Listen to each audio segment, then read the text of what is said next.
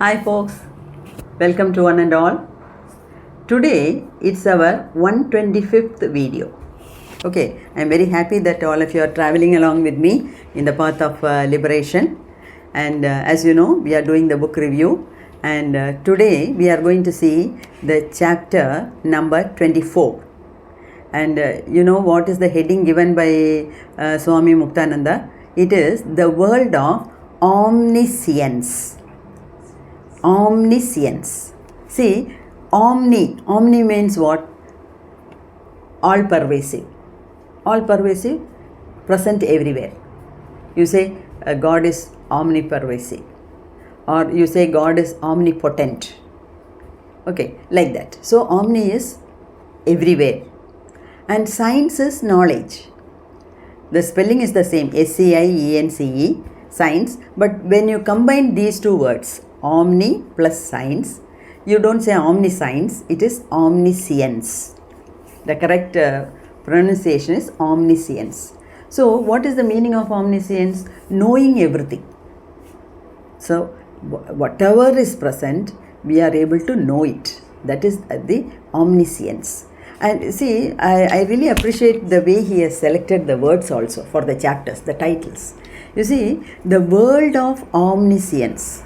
That means in this stage of meditation, he is able to see all the worlds which are in the universe. Okay, that's why he has chosen the word omniscience. And see, when you want to talk high of somebody who is really a scholar, then you say he is Mr. Know-All. Sometimes when you want to degrade somebody also, you say, oh, he is Mr. Know-All. Like that we talk, isn't it? So Mr. Know-All, that is the one who knows everything. So like that, Muktananda is describing his actions, what all the things he is seeing in his meditation. Okay, so as usual, he is seeing the red light, white light, black light, and then the blue light. Then today, particularly in his meditation, apart from these four lights, he is able to see, after the blue light, he is able to see a saffron color light. Saffron color, you know, it's a combination of orange and yellow. You know, most of the rishis and saints, they wear only, either they wear white or they wear saffron. And you know, the tricolor, the flag of our nation also is having saffron, white and green, isn't it? So that is the saffron color. So this saffron color he is able to see in his meditation. And after this, you know, in the saffron color, he is able to see thousands of soft blue sparks and a soft golden radiance. Saffron was within the four usual colors. And after seeing the saffron color, he is able to see many worlds.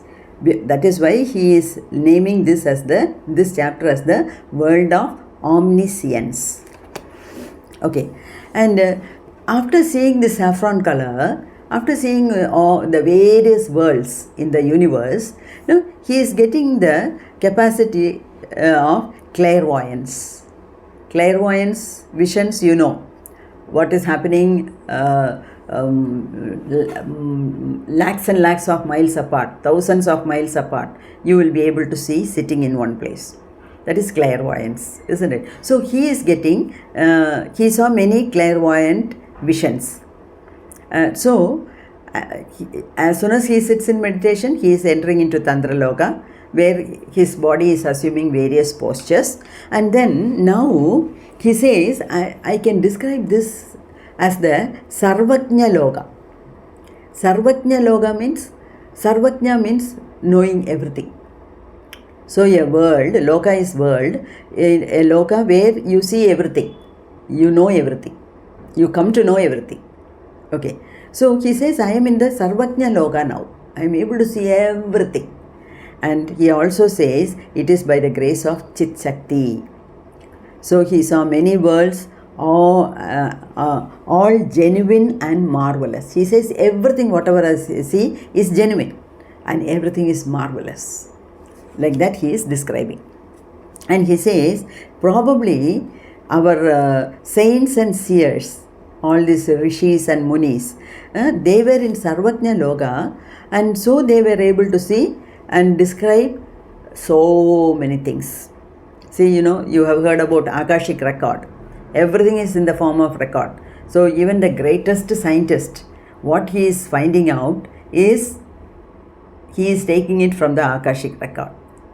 Okay, if his mind is in alpha state, he is able to take everything from the Akashic record. And many scientists, they say, like Nikola Tesla and Einstein, they all say they are always in the alpha state. So if you are in the alpha state, you are able to access many things from the universe. So that is what is happening to Muktananda also. And he says, when you are in the Sarvajna Loka, you are able to get many siddhis. What are siddhis? See, like the capacity to walk on water, the capacity to walk on fire, anima, mahima. In Patanjali Sutra, in Yoga Sutra, Patanjali is telling about Ashtama Siddhis. Ashtam means 8. There are 8 special capacities which you can attain, like going from body to body, astral world, seeing other worlds, astral travel, mind travel. All these things are possible if you reach the Sarvajna Loka. And so he says he is keenly meditating on the blue pearl. And after, when he is meditating on the blue pearl, in the left ear he is able to get some sound, and after that he is getting it in the right ear. And people around him, they say that you should not start hearing the sound in the left ear first. That is the indication of death. Maybe Swami Muktananda had shared these visions with his people, that is who are coming to get his darshan. Maybe he is discussing with them, and so many people said it, told him, it seems, if you hear the sound in the left ear first, it is the indication of your death. So he is not afraid of death, but still he wants to know the truth.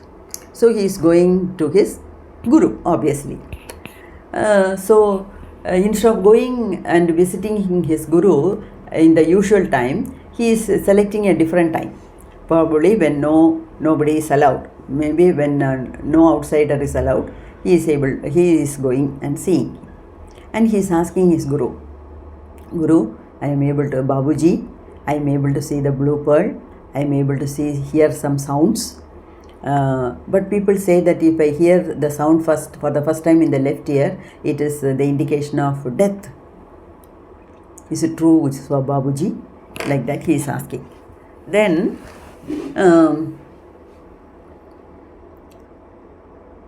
his guru is answering. That is, Bhagavan Nityananda is answering. What? Left ear? Right ear? What is all these things? Everything is the ear of God. You don't have any special ears. Everything is created by God. Okay?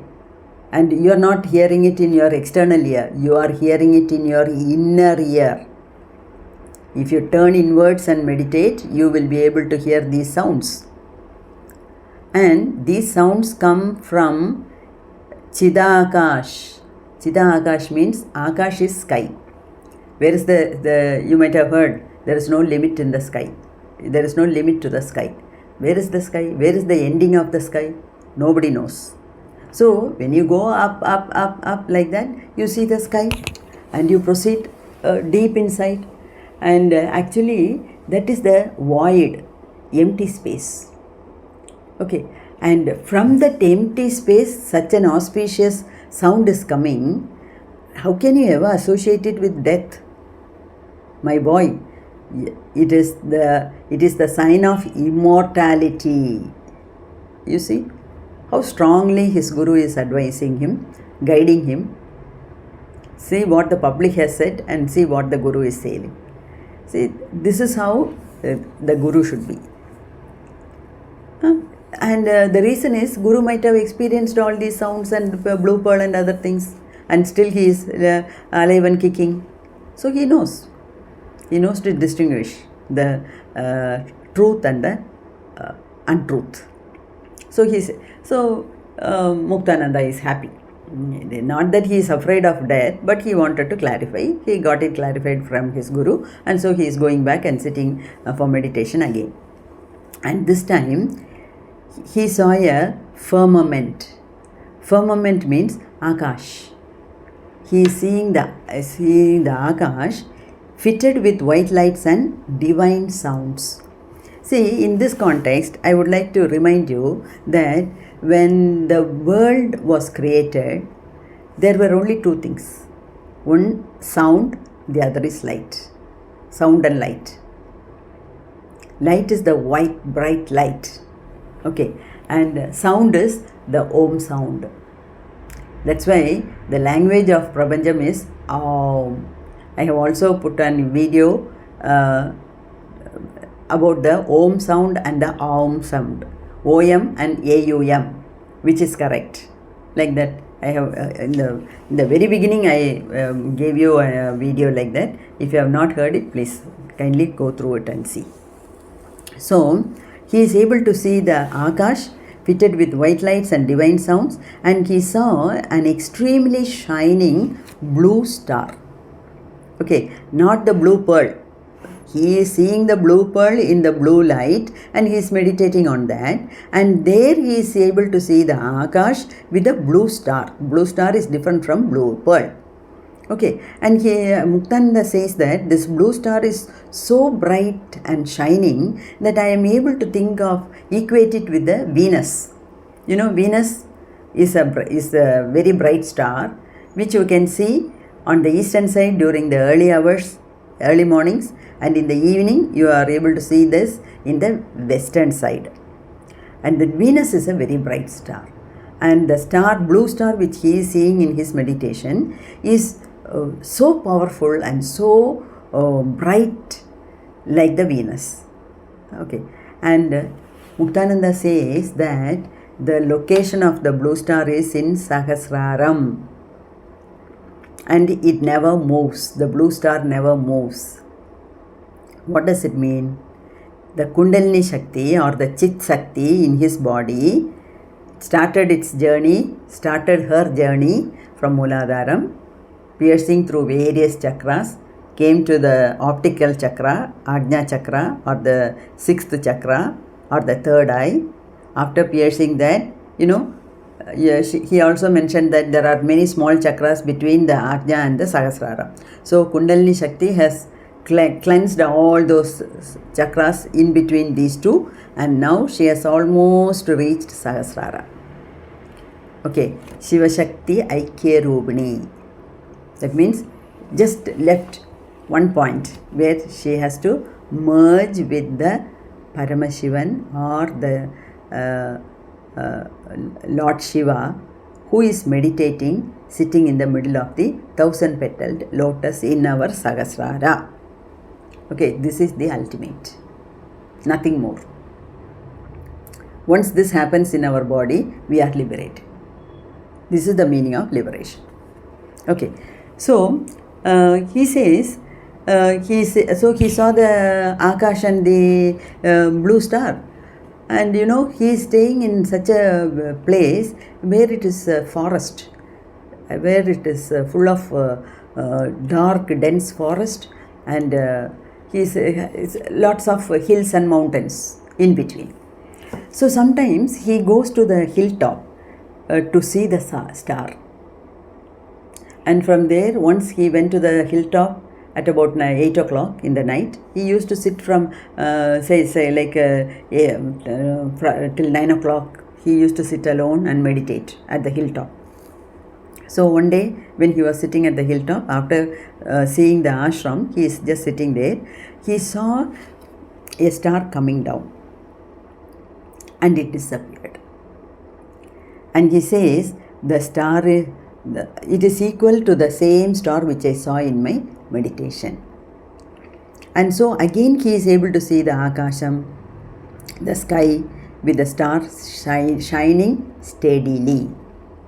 So he says, if you are meditating, you must be able to see the blue pearl, first thing. Because only when you go into the blue pearl, you will be able to see the rest of the things, the Akash and the blue star and so on. Okay. And so, and he says, unless you see the blue pearl, you don't pass in the exam. Minimum you should see the blue pearl. Only then you get the pass mark. Pass mark is not 100 out of 100. It is maybe 50%. Okay.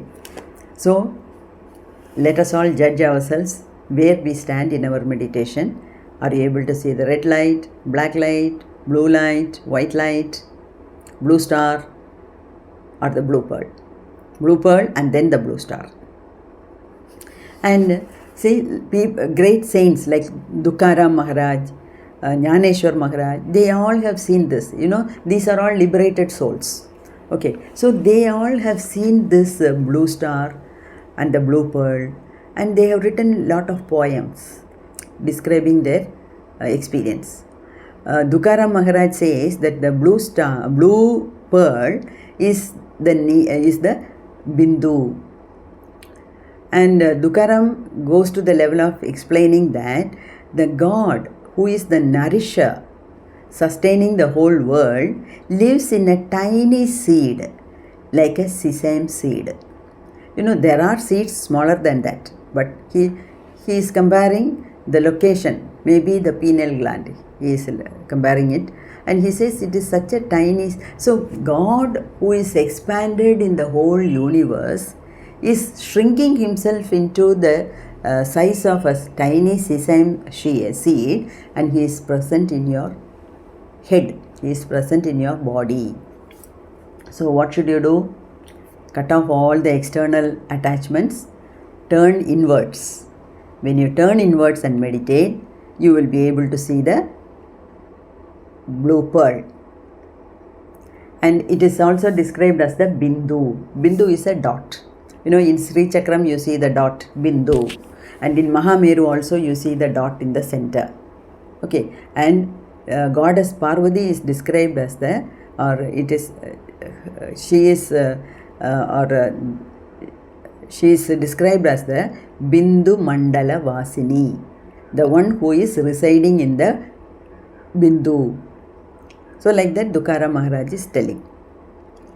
And Jnaneshwar is telling, it is the eye of the eye. It is the Neela Bindu. And even beyond the void, that is, when you go up in the sky, you don't see anything. There is an empty space, void. Okay, even beyond the void, this Neela Bindu is brilliant and sparkling.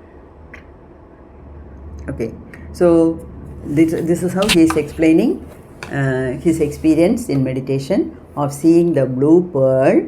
And when he is meditating, looking at the blue pearl, he is able to see more and more things. He is able to see the Akash, and he is able to see the blue star. Earlier he saw the saffron light, and through the light he is able to see many worlds.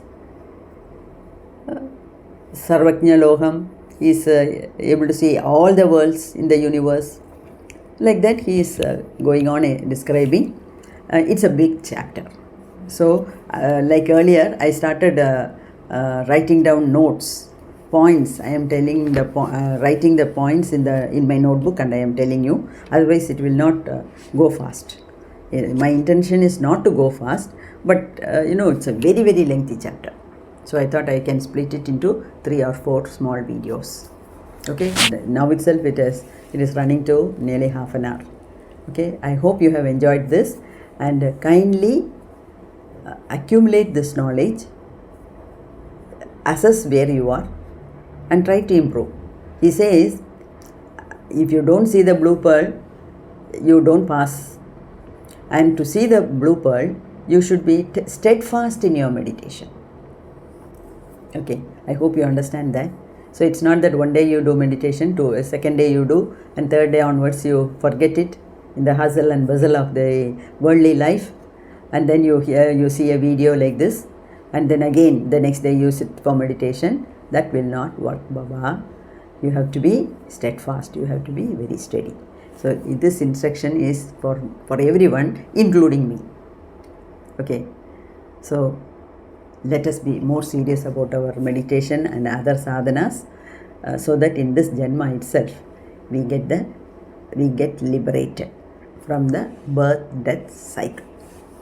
Let us pray for it, let us strive for it, let us get mukti in this Janma itself.